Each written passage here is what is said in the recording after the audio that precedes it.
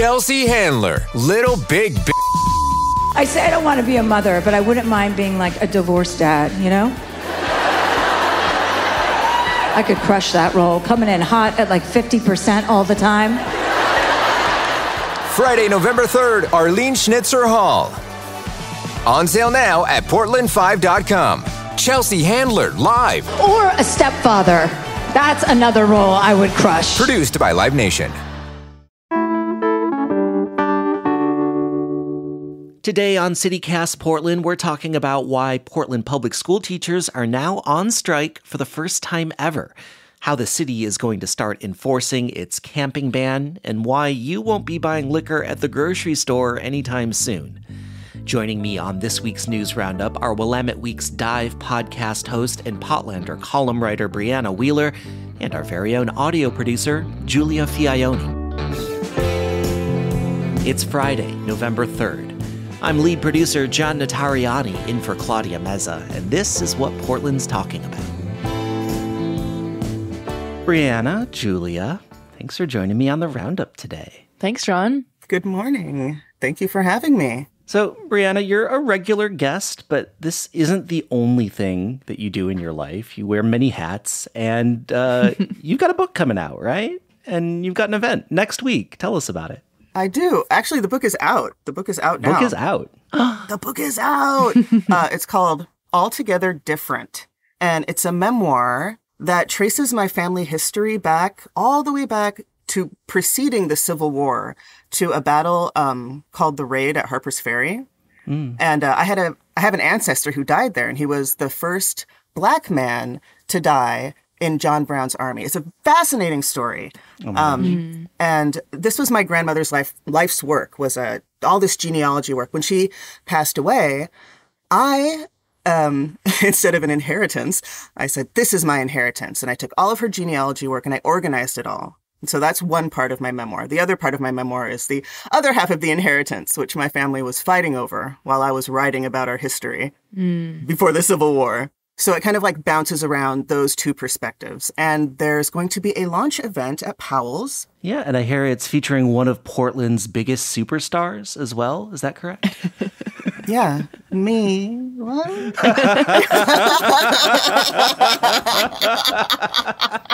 Oh my gosh, yes. Our lovely friend Claudia Meza is going to be there, and we're going to be having a conversation about the book. She's going to be asking me questions, and we're going to have a great little kiki about it. Oh my gosh, I'm so excited. I'm going to be there in the audience cheering both y'all on.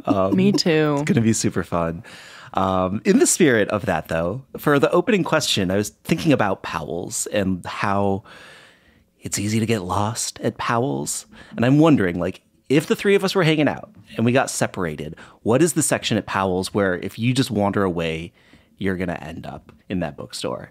I'll go first because I already know I will be in the Blue Room, which is like fiction, and I will probably be up against the back wall where they have like all the local zines and like small self-published stuff from local authors. That's where I'll be. What about you guys? We're going to find you looking through Altogether Different, because that's where it is. Yeah. Yes. On that back shelf. I will definitely be at there's like a small back wall somewhere like in the back left of the store. I don't know what section it is, but it's poetry and prose. That's been my favorite since I've moved here 2 years ago, and I always find something that I can relate to. So you'll find me digging through. Are we in the same section, Giulia? Possibly, John. We may not even lose each other. Are we just like so deep in our books that we didn't notice that we're standing right next to each other? That's so sweet. Brianna, are you there too? No. No. I've spent so much time there. I have so many selfies there. Oh, no. I'm right around the corner in graphic novels. Oh, That's where you're going to find me. guess we'll all meet up at the cafe then. We're all right there. Well, let's get into it. A lot of news this week. A lot of big stories that we've sort of been poking around at are starting to come to a head. Brianna, why don't you get us started? The big news of the week. This is huge. This is what I was talking about last time I joined y'all on the show, is the teacher strike. And I was so completely prepared for it to happen on October 1st. But it did happen on November 1st, and it affects 4,500 teachers and, oh my gosh, all of the students. So the negotiations over the teacher's contract, those expired all the way in June. And they've been going back and forth for a year. The teachers want smaller class sizes. They want more time to plan their classes. And this could potentially lead to mass layoffs over the next 3 years. And the governor is like, hey, I don't know. It seems irresponsible to commit to these things that you've been asking for so long. They've been at this impasse for a while. And if you have children, of course, this will affect you if you have school-age children. If you have children and this is the first you're hearing about it, like, oh boy. Oh, no. Yeah, we've been getting these emails. We've been getting emails since October, like, maybe we're going to strike. Like, we're getting the information in such these teensy increments. And I felt like I was privy to, like, I had like a special line in because my son is autistic. He's a special needs kid. So he was having home instruction during summer. So when everybody else's kids were out, I was like talking to a teacher who was very much going through it in my house every day. And she was like really spilling tea. I will not disclose her name. The major tea was because she's a special education instructor. A lot of those kids need, it needs to be one-on-one. Those needs need to be met. It's our constitutional right to have these needs met. Yep. And you cannot pack a classroom with special needs children and like 3 instructors. Yeah. So we'll kind of see how this shakes out.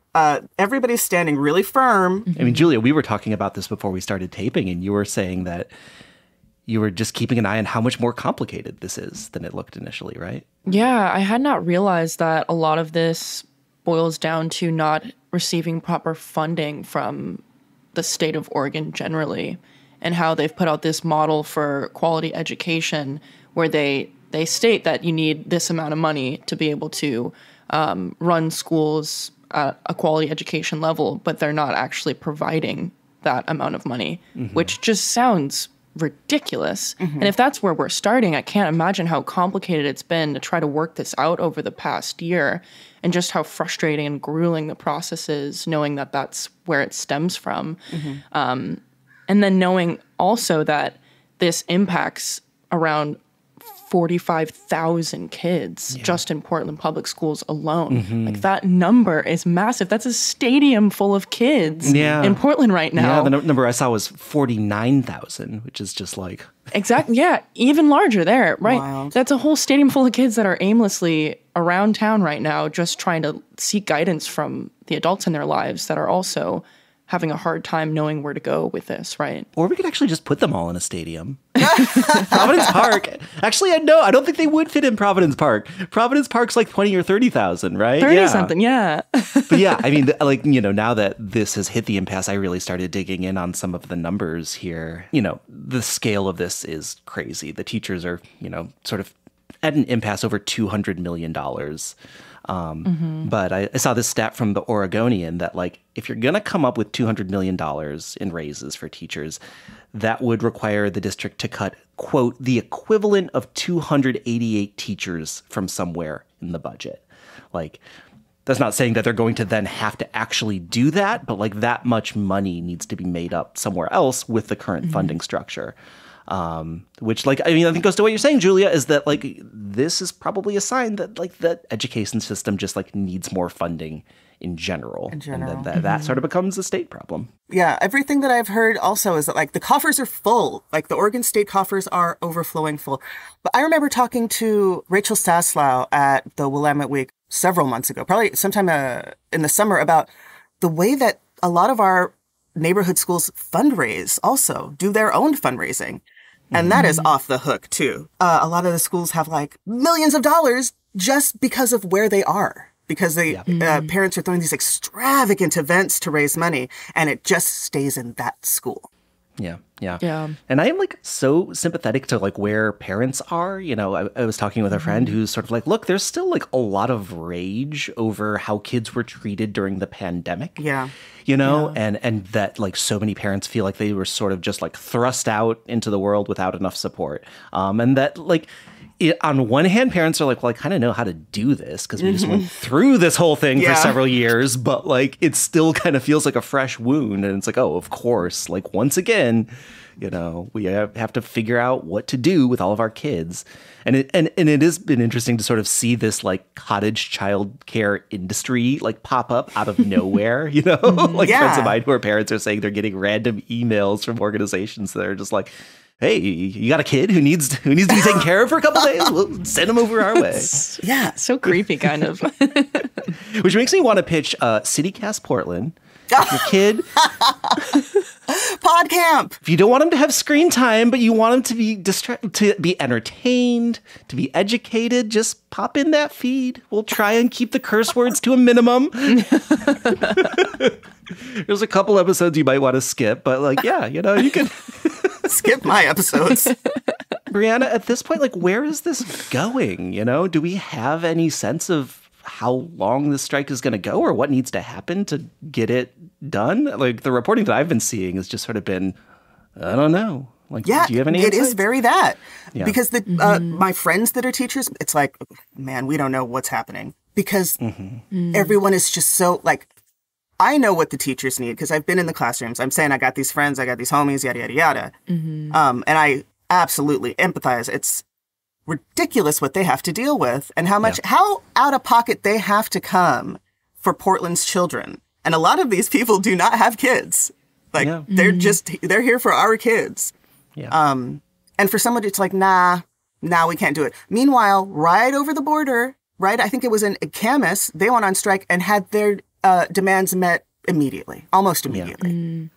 Is it bureaucracy? Is it, who knows? But, the teachers don't because they're just like, please, what? No, we're going to stay asking for what we're asking for because we're not really even asking for that much. Yeah. Yeah, it's interesting that you mentioned Camas in Washington. I'd actually met someone who's a third grade teacher out there. And when they told me that they were a third grade teacher, I was like, oh, no, I'm so sorry. And then he's like, oh, no, it's okay. I'm in Washington. I know teachers in Oregon get paid so poorly. So I get why you would respond like that. But I'm actually okay. And I was like, wow. There's a reputation. Yes. And that's a problem. Because he drives off in his Corvette. Yeah. Yeah, back to Seattle. Yes, absolutely. I mean, everyone is well aware that the cost of living in Portland has become unfucking bearable. It costs $100,000 a year to live here comfortably, just to live a regular life here. Yeah. And it's, I mean, are we really going to look a teacher in the face and say, yeah, you shouldn't really be able to afford to live here? And even if you're not a parent, if you're just sympathetic to this, you can check out a couple of different resources. Maybe even, I was on like Scrap's website, Scrap PDX, you know, everyone's favorite. And they had resources. There are places, spots you can go and join these protests. If you're sympathetic, come out and make noise with the teachers. You know? Yeah, I have seen some of my friends who are parents taking their kids out to the protest. And the kids look like they're having so much fun. Fuck yeah. Like, how much fun would that, like, get to yell with a bunch of adults? Like, that sounds awesome. And seeing your teachers outside of school being radicals? Come on. Yeah, I'm into it. All right, you guys, let's take a quick break. And when we come back, let's do some more news of the week.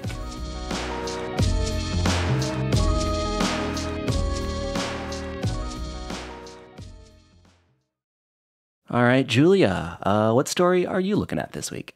So my headline is from Alex Zielinski at OPB, and it's about Portland beginning to enforce its ban on homeless camping on public property starting November 13th.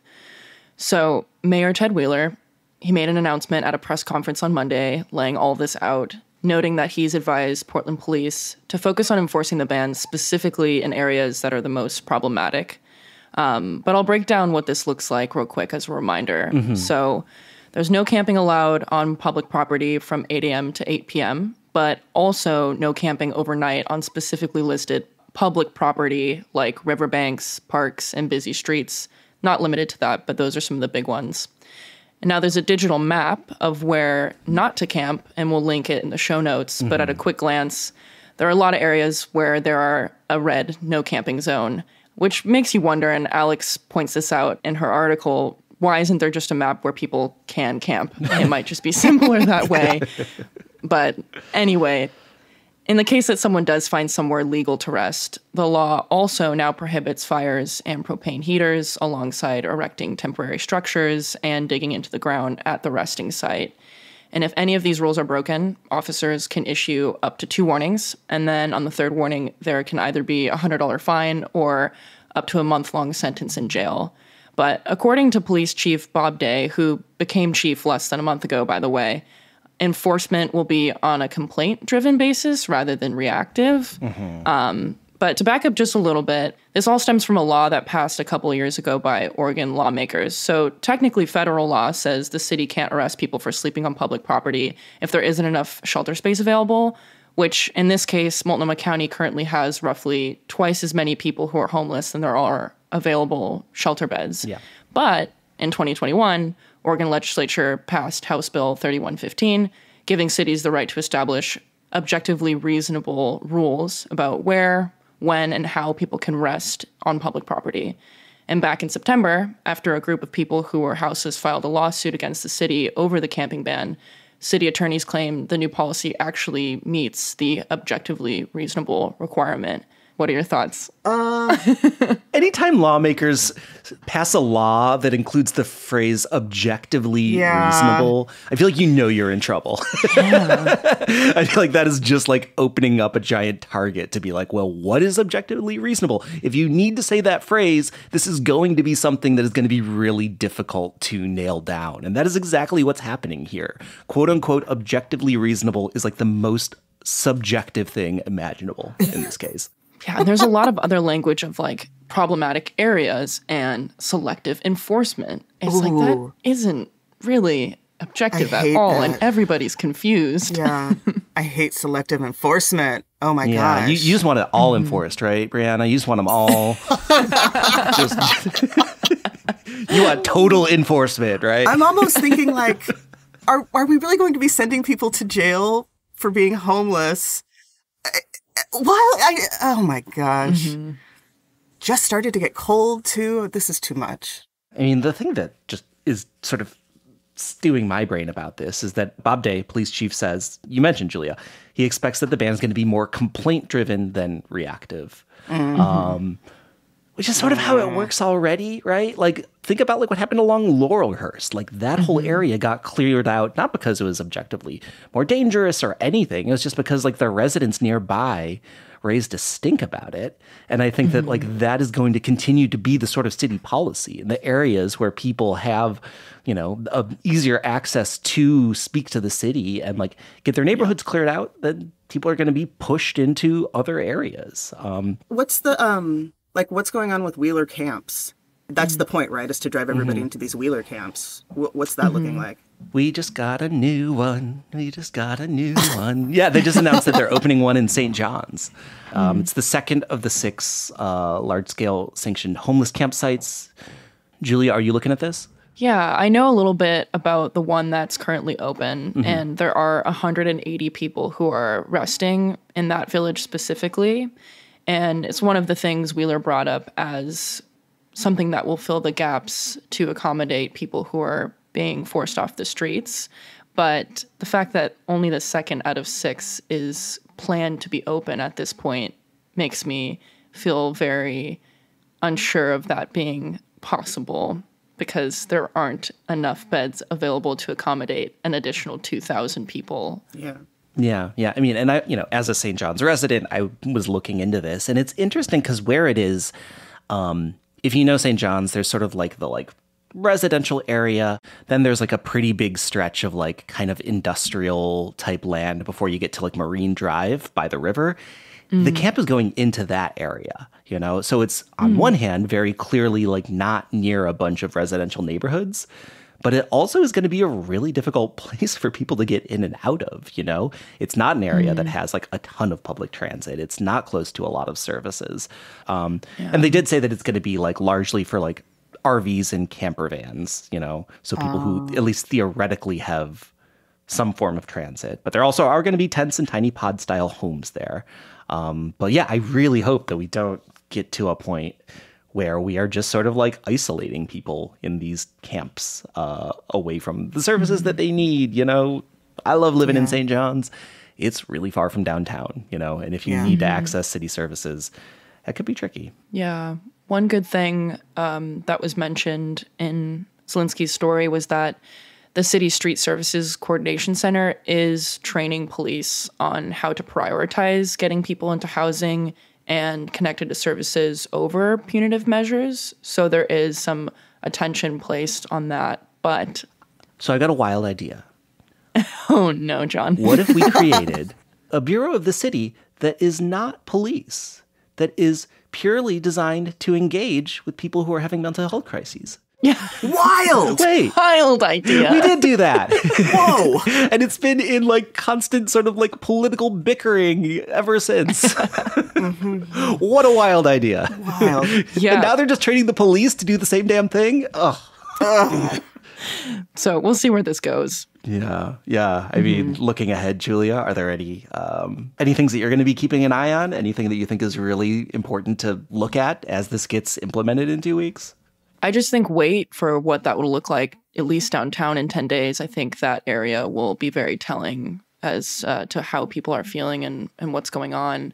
So just, I don't know, be an observant pedestrian and look out for people and see how those interactions play out. I think that's where it'll be most clear. Yeah. Well, for my story, I wanted to take a look at this story that was written by Nigel Jaquist at Willamette Week. The Northwest Grocery Association just said that they're not going to push to privatize liquor sales in 2024. So this has sort of been this ongoing question of like, you know, grocers want to be able to sell liquor. And like in a lot of states, you can do that. Oregon is still a state that is a control state, but that's why you can only get liquor at like a smattering of little, you know, sort of state licensed stores across the city. And there had been this expectation that they were going to push to privatize liquor sales. And it would make sense that it would happen this year because holy moly, we've seen a lot of headlines that has not made the Oregon Liquor and Cannabis Commission look good over the last 12 months. You know, you remember that there was the whole bourbon scandal where executives were sort of setting aside fancy bottles of liquor for themselves and their friends. You know, there was the whole Shemia Fagan scandal that led her, the Secretary of State, getting pushed out of office, and like all of the concerns about the cannabis industry audit that have come from there. Like the OLCC is not looking great, but they've got at least another year. The Grocery Association has decided they are not going after that ballot initiative in 2024. What do you guys think? I just want to know why. Why not seize the opportunity? Well, one of the issues that they gave is because we have a state-run system, and to like actually get that transitioned into a taxing system is going to be really complicated. Like, it's not like the OLCC does nothing. They allocated something like more than $600 million in the like 2021 to 2023 budget cycle. And that goes to, a lot of that goes to the general fund and like pays for schools and police and public health and stuff like that. Like that comes from liquor sales. And to sort of create a system of like taxation for that is like really sticky.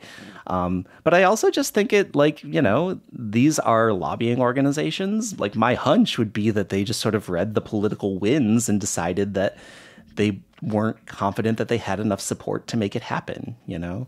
I feel like traditionally across the country, it's sort of been like these sort of vice-oriented laws are really, really hard to change because it just sort of turns you into a political target for your opposition to say like, John Notarianni is pro-liquor. Like, doesn't he hate families? He just wants liquor on every corner, you know? and there are real consequences, you know?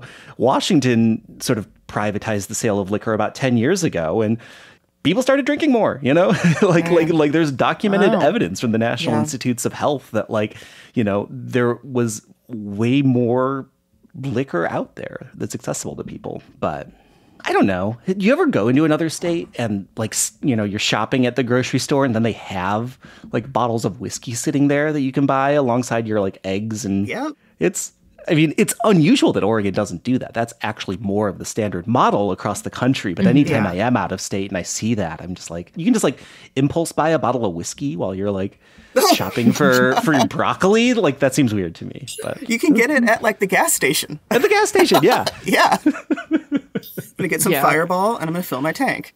Yeah. When I first moved to Oregon from California, I threw a party and I did not know that you couldn't get liquor at the grocery store. I thought I was throwing a cocktail party. And then the day of my party came and I was like, oh no. I didn't know where a liquor store was. I was from California where you go to a grocery store and you get whiskey like God intended.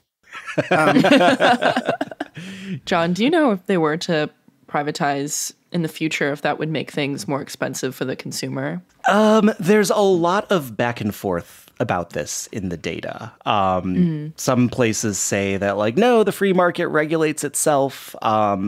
Some places say like, oh, it'll absolutely raise prices. Two data points, so take these what you will. It does tend to lead to higher taxes, you know? So like right now, Oregon sets the price of like what a bottle of gin is going to cost. But after Washington privatized its whole industry, Washington now has the nation's highest taxes on liquor. So taxes going up, very normal thing to happen in this case. And there was a 2019 report from this group called the Alcohol Research Group that says that, you know, right after Washington privatized, liquor prices went up about 15%, which, like, you know, I guess if you like want to get your whiskey, it's like, no, but like, I think that a lot of people who are concerned about if the accessibility of it goes up, that like then raising the prices can like sort of offset some of that societal risk as well. So like, you know, maybe it's not the worst thing for like alcohol to be a little bit more expensive. And it is surprising because it does seem like this would have been the year that it like sort of community faith in this agency is at an all-time low. Get it together, OLCC. Oh my gosh. Stop dipping into your own stock, right? Give up the pappy. All right, you guys. Well, thanks for kicking it around with me this morning and for wrapping up this week of news. And Brianna, we will see you next Wednesday, November 8th. That's right. 7 o'clock. Yes. At Powell's. Altogether different. Woohoo! Can't wait. It's going to be great. Thanks for having me, guys. Thanks, John. Well, that's all for us today here on CityCast Portland. Thank you so much for listening, though. If you enjoyed the show, we'd really love it if you told a friend about it or left us a rating or a review. Our audio producers this week were Giulia Fiaoni, Noah Snyderman, and Natalie Rivera. Our newsletter editor is Rachel Monahan, and our host is Claudia Meza. I'm lead producer John Notarianni. Original music by Jenny Conley and Steven Drissos. Additional music by Epidemic Sound and All the Kimonos. We'll be back on Monday morning with much more from around the city. Until then, see you at Slim's.